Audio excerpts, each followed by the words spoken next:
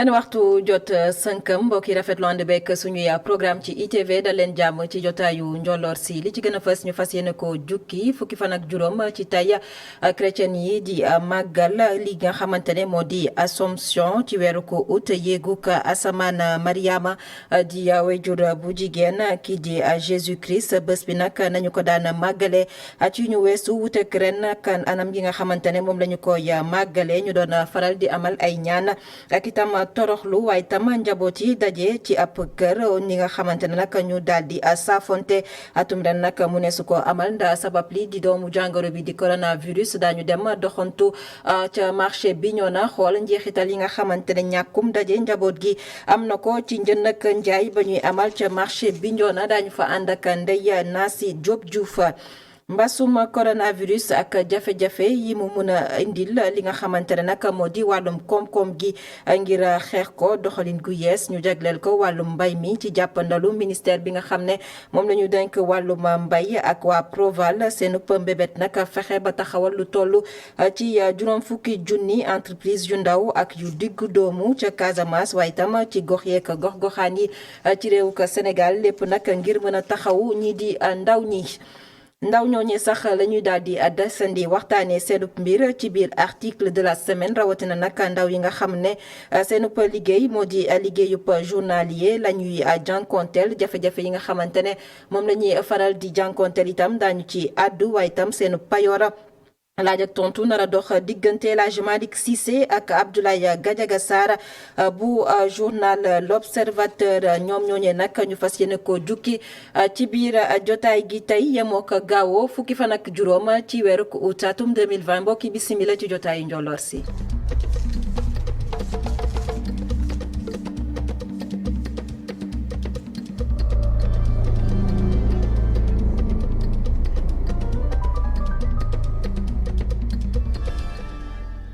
gannaaw ba ñu leen nuyoo Assomption la ñuy dooree xibaar yi fukki fan ak juróom ci tey ci weeru août chrétien yi di màggal yéegu ko asamaan Mariama wayjur bu jigéen bu Jésus Christ waaye nag atum ren lañ ci seetlu moo di anam ga ñu koy màggale wute nag lool anam ga ñu ko daan defee la ko sabab nag di doomu jàngoro bi di coronavirus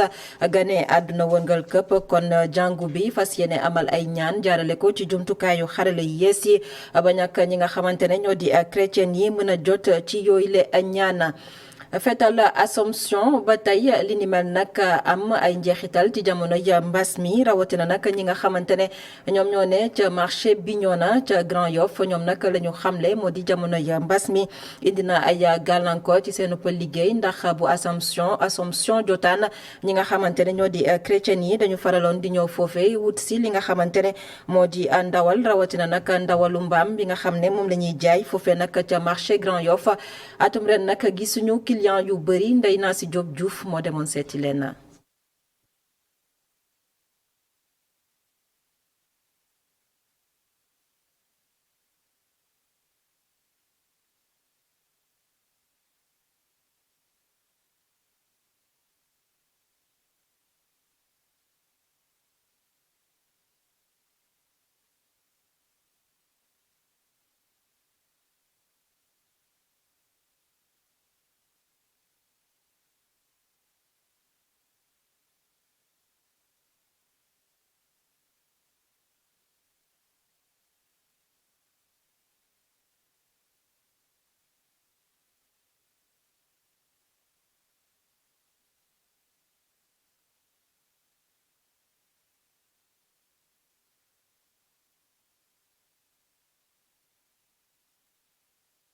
ñëpp ñu dajale def la grande famille ñu fête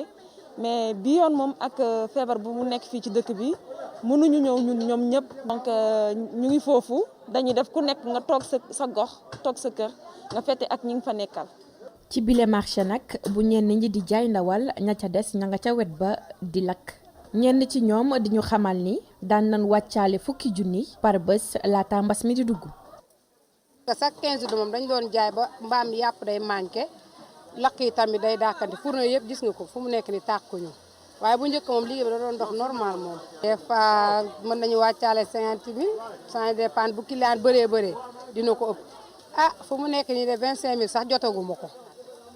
mbasum coronavirus mu ngay wéy di yàq lu bari ci suñu dundin waaye ak lu ci mënti am rek suñu mbokk chrétien yi ñoom ñu ngi waajal bu baax bi le fête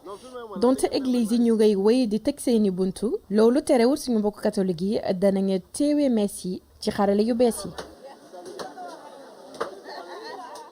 Ndeye Nacy Diop Diouf coronavirus boobee sax la ñuy daal di desandi waxtaanee tolluwaay bi ci réewu ka Sénégal ñaari doomi aadama ñoo yokku tey ci lim gi nga xamante ne ñoo faatu ci mbas mi ba mu duggee ci réewu Sénégal ba tey yóbbu ko ci 200 ak juróom fukk ak benn doomi aadama ci bésub tey nag test ga ñu jot a amal ci junni ak juróom-ñetti téeméer ak juróom-ñetti fukk ak juróom-benn doomi aadama téeméer ak juróom-benn fukk ñoo ci daal di génn amee feebar bi di coronavirus ñu daal di cee nemmeeku ñaari cas yoo xamante ne ñu ngi bawoo bi ci réew lu toll ci juróom-ñeent fukk ak benn ñoo ci ay cas communautaire maanaam xamuñu fa ñu jotee ci bile doomu jàngoro juróom fukk ak juróom-ñaar ñoom ñoo ci ne ci sauvetage docteur El Hadj Mamadou Ndiaye mooy directeur bu prévention.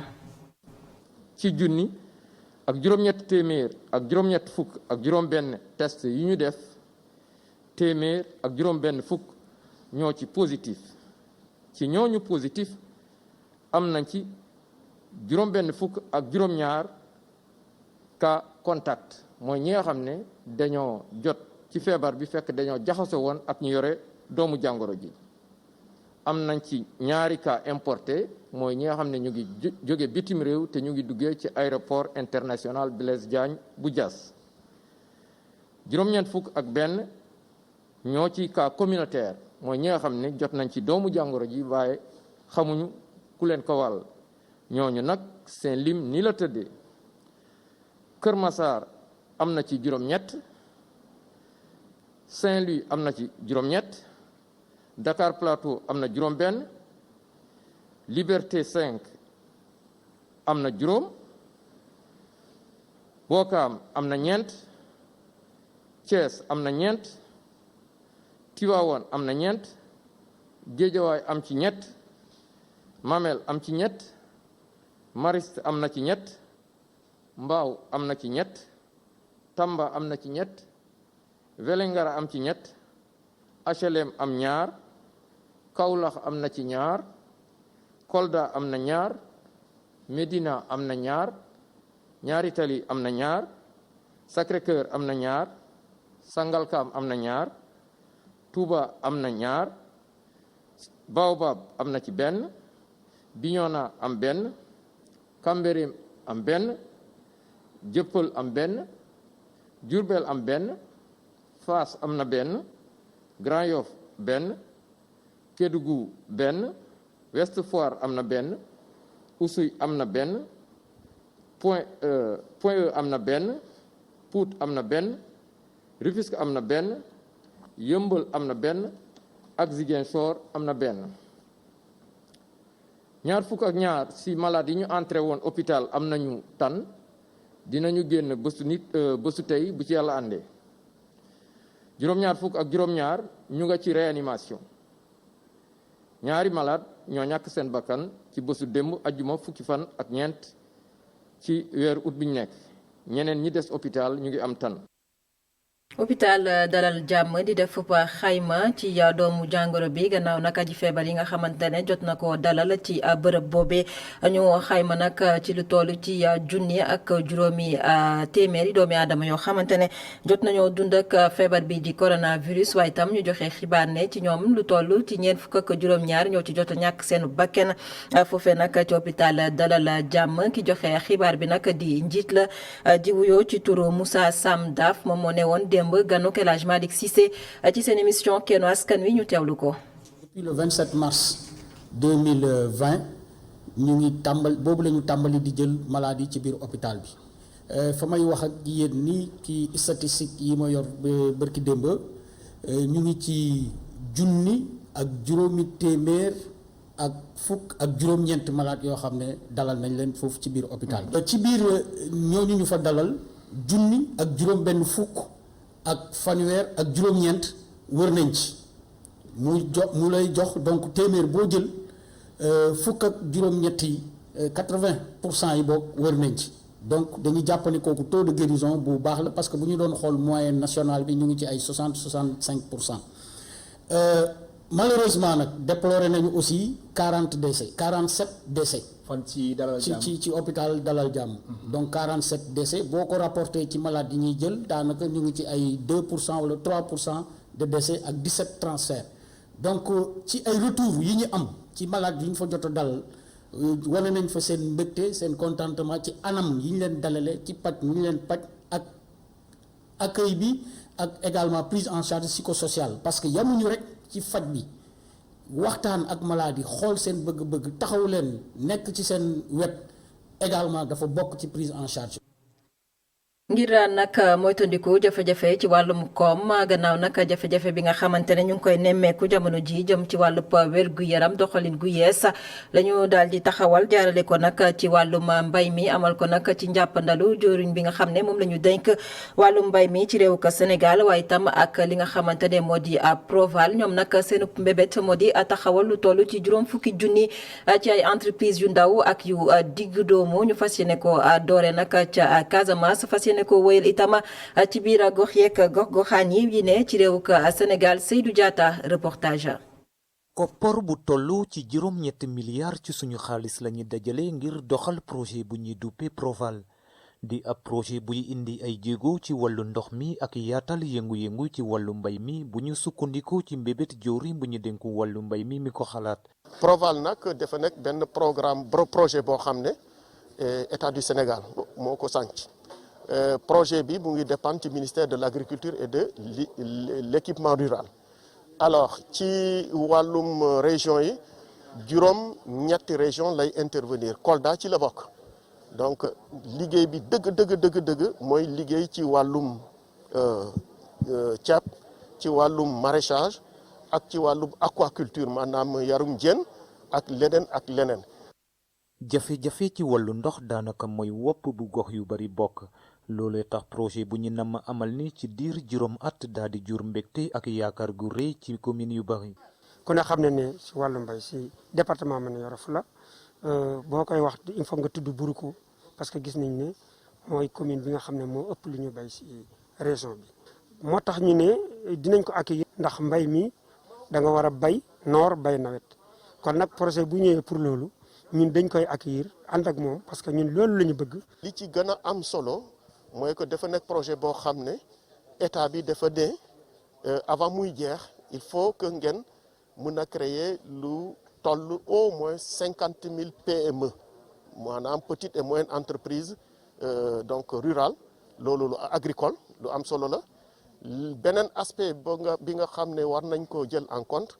mooy que maîtrise de l'eau xam ngeen ne Sénégal dafa bëri ay ressources je pense que tey bu fekkee ne bëgg nañu développer war nañu mën a def l'accent encore davantage sur ces ressources en eau. ak mbas mi lompañee koom bi ci biir Sénégal wërngël këpp am nañu yaakaar ne projet bi dina bokk ci pas-pas yuy dooleel yëngu-yëngu yi jëm ci sukkali koom bi ci mim réew.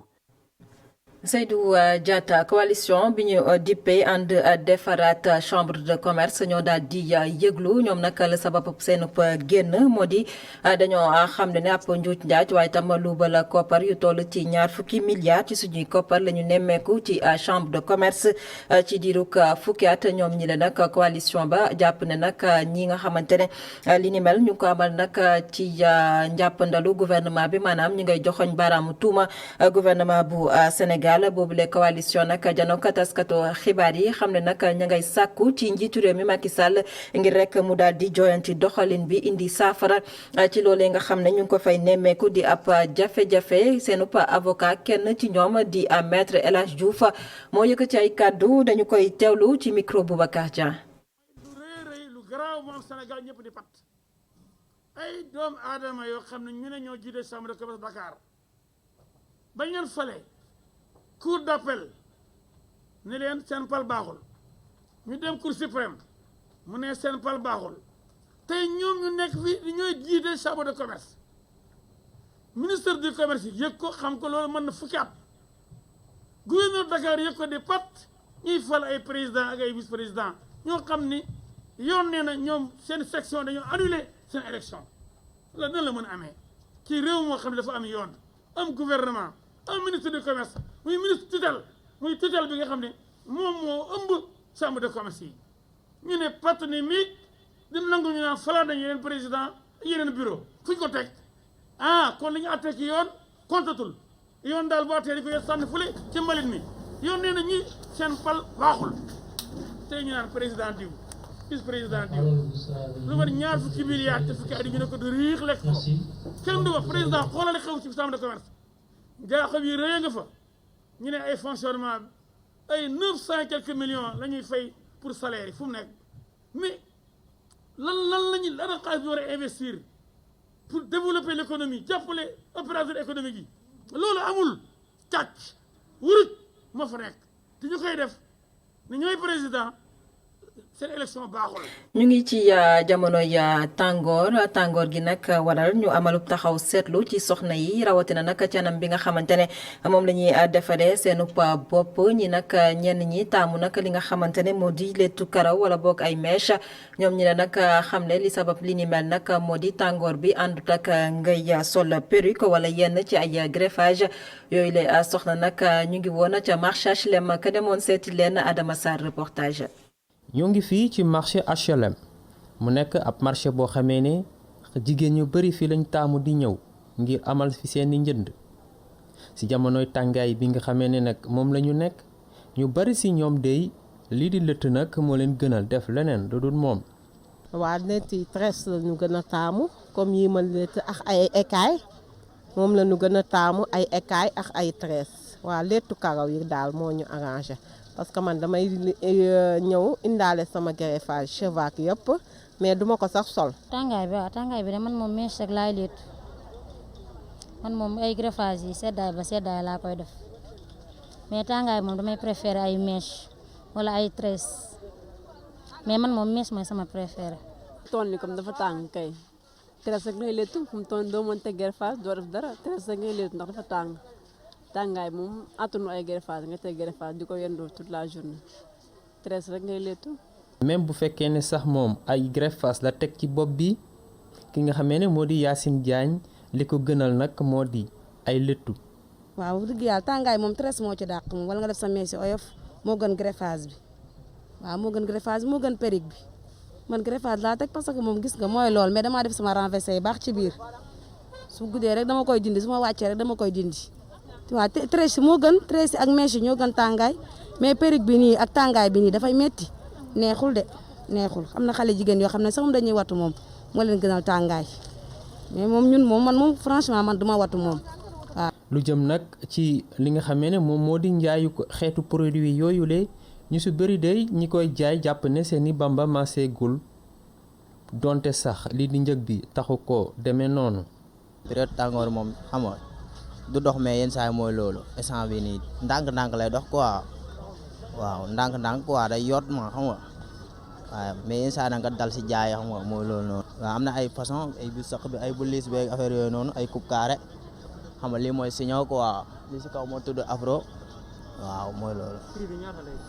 waaw amul prix moom prix bu ñu neex la nga jaay mën nga jaay 4000 5000 affaire yooyu noonu 6000 xam nga mooy loolu daal prix bu ñu neex daal lañ koy jaay amul prix. waaw ok. tàngaay bi di gën di tar jamono ji ñu nekk ñu bari ci jigéen yi nag lank ne day duñ ko nangu ba tax nag ñu ci bari ci ñoom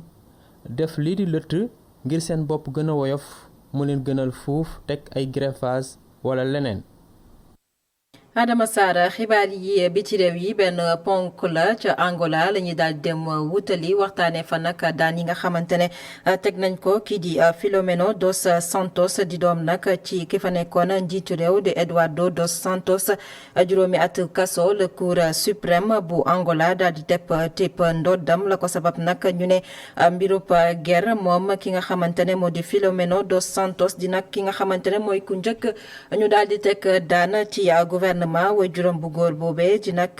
Eduardo dos Santos li ni mel nag ci atum 2017 gannaaw nag fanweer ak juróom-ñetti at yoo xamante ne jot na koo def ci bopp nguur ga ka ko wuutu nag di Lourenço moom nag moo daal di xam ne dina topp ñi nga xamante ne ñoo ne woon ci gouvernement ba rawatina nag ci mbirub guerre kon jàppale ne kii di Filomeno dos Santos di doom ci ka fa nekkoon njiitu réew foofee nag ca Angola moom nag la yar wi njëkk a dal moom la ñu teg daanuk juróomi atu kaso.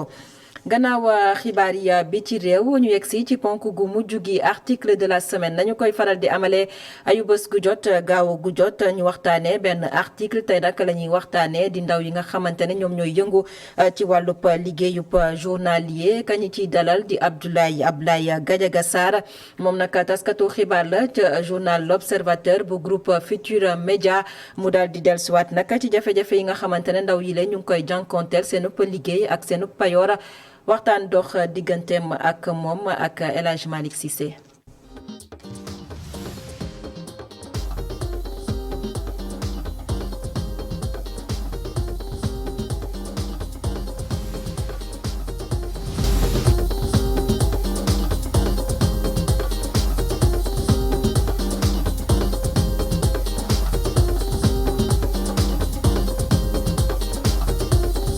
précarité ñu leen di yéex a fay seen salaire naka noonu harcèlement travailleurs journaliers yi ay jafe-jafe yu takkarnaase nañuy dund.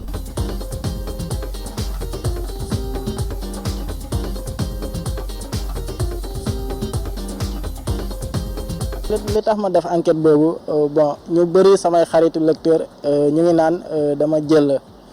défense travailleurs journaliers yi pour nekk seen avocat moo tax ma def papier bi. mais du loolu moo tax ma def ko vraiment parce que dama ko def pour def liggéeyu journaliste mooy ma dem ci terrain bi rencontrer travailleurs journalistes yi xool nan la ñuy liggéeyee ci seen bërëbu liggéeyukaay ak nan lañ leen di traité nan la seen employeurs yi di traité loolu moo taxoon ma def papier bi mais pas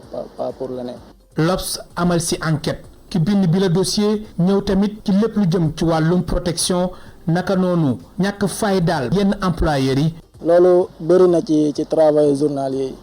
parce que boo demee ci bërëb yi ñuy liggéey boo xoolee ñoom la plupart du ñuy nekk en sécurité ñi leen di liggéeyloo duñ leen jox cër yi ñu leen war a jox comme yeneen liggéeykat yi parce que booy liggéeyloo nit ki yaakaar naa ne la moindre des choses nga jox ko sécurité. surtout koo xam ne travail journalier la bu journée bi jeexee da nga ko war a fay xaalisam mais boo xoolee ñu bëri dañuy xaar ba à la fin du semaine wala même à la fin du mois pour fay liggéeykat yooyu alors que liggéeykat journalier moom chaque jour da nga ko war a fay su wàccee rek xaalisam dafa war a tegu ci loxoom mais du loolu moo am ci yenn sociétés yi. travailleurs journaliers yi indi ay seede yu am solo ñu ngi lu gën a fës ci seen diggante ak seen employeurs yi bokk na ci lu jëm ci wàllum salaire ndax dañ jàpp ni seen salaire tekkiwul dara. témoignage yu bëri marqué nañ ma. liggéey bi demeewul noonu seen payoor demeewul noonu dañ leen di fay ay 2000 ba 2500 par jour. à la fin du mois dañuy retrouver avec 79 000 comme ça alors parfois sax kooku nee na ma dañ koy dagg nee na ma mois passé avant muy dem tabaski rek nga xam ne jamono boobu dépense day bëri nee na ma daggoon nañ ko ay 19 000 et quelque koo xam ne salaire 70 000 la yor tegoo ko ci condition yu baax liggéey bu muy def métti na amul yenn protection yi boo daggee ci salaire am 19 000 salaire boo xam ne chaque jour daf ko war a jot pour dem dundal njabootam soo ko defee rek après da nga koy sonal décret bi daane horaire journalier yi warul dépasser 8 heures de temps su fekkee ne profession agricole la nekk mais bu fekkee ne yeneen profession la nekk 6h40 la war a durer bu fekkee bu rombee loolu nag employeur bi daa war a rémunérer journalier bi daf ko war a fay temps bu mu ci yokk mais boo xoolee loolu yëpp amul ci yenn sociétés yi gars yi comme exploitation entre guillemets lañ leen di def. décret numéro 70/189 bu ñaar fukki fan ci weeru février atum 1970 mooy wax lépp lu jëm ci wàllum emploi wu liggéeykat bi li ni mel le inspecteur du travail bii di Ndiaga Ndiaye xamle suñu naataango. travail journalier loi bi daf leen protéger code du travail daf leen protéger mais ñoom ñu bëri xamuñu ko yaakaar na parce que boo jëlee travail journalier il est régi par le décret 70/180 du 20 février 1970 ci article premier décret bi mi ngi naan travailleur journalier mooy ko xam ne dafa engagé benn liggéey boo xam ne ci ay heure la ko war a def wala ci journée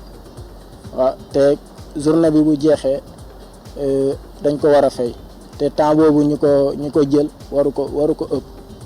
ci la war a yem après saa yu wàccee dañ ko war a fay mais boo xoolee loolu yëpp respecté wuñ ko boo demee ci article 115 tamit ci code du travail foofu protéger nañ travailleur journalier bi parce que foofu permettre nañ travailleur journalier bi buñ ko joxee bu ko employeur bi yokkalee temps boo xam ne dafa romb temps réglementaire bi article boobu moo protéger journalier bi pour employeur bi fay ko xaalisam boobu nga xam ne ci temps bi la yokk boo demee ci article L69 bi tamit ci code du travail foofu tamit protéger na travailleurs journaliers yi comme yeneen travailleurs yi nekk ci yu am contrat wala leneen. travailleurs journaliers yi ni ñàqare ak tiis loolu ñuy dund saa su nekk ñu xamle ko ci page 4 ak 5 bu l'observateur ñu leen rek nañuy sàkku mooy seen nekkin gën a jàppandi.